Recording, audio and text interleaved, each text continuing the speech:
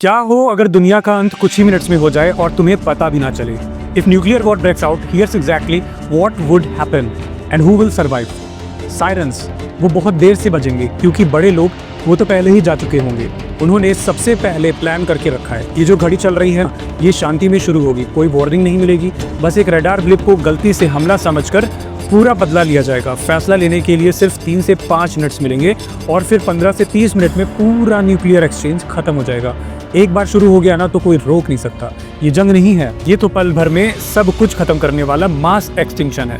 Imagine करो temperature 10 million degree Celsius तक पहुंचेगा, कंक्रीट भाप बन जाएगा, तुम्हारी स्किन मीलों दूर तक जल जाएगी, शॉक वेव्स 30 माइल के दायरे में बिल्डिंग्स को जमीन पर लापटकेंगे।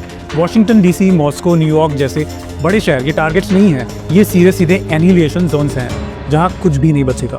और तुम सोच रहे हो ऐसी हालत में बड़े अरबपति और नेता कहाँ होंगे?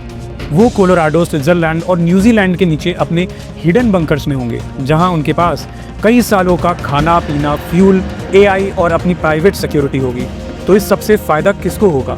डिफेंस कॉन्ट्रैक्टर्स जैसे रेथियन, लॉकहीड, बोइंग, इन सब बड़ी कंपनियों को इससे फायदा पहुंचेगा। प्राइवेट बंकर बेचने वाली रियल एस्टेट फर्म्स भी इससे फायदे में रहेंगी। ग्लोबल एलिट्स जिन्होंने डूम्सडे स्टार्टअप्स में इन्वेस्ट किया है और उन नेताओं को जिन्हें न्यूक्लियर लॉबीज सपोर्ट करती हैं, उन सबको इससे फायदा मिलेगा। उनके लिए जंग कोई हार नहीं बल्कि एक जबरदस्त फाइनेंशियल जीत है। लेकिन इस सबकी जिम्मेदारी किसकी होगी?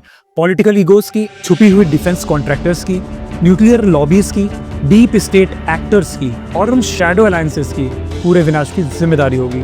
तुम्हारा वोट नहीं, तुम्हारी आवाज़ नहीं, पर तुम्हारा शरीर इसकी कीमत ज़रूर चुकाएगा।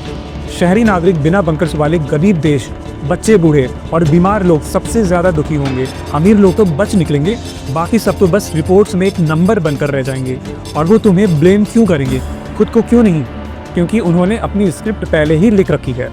वो कहेंगे रिटेलिएशन ज़रूरी था, ये हमारे राष्ट्रीय सुरक्षा के लिए था और ये सब उनकी गलती थी, सामने वाले की, ना कि हमारी।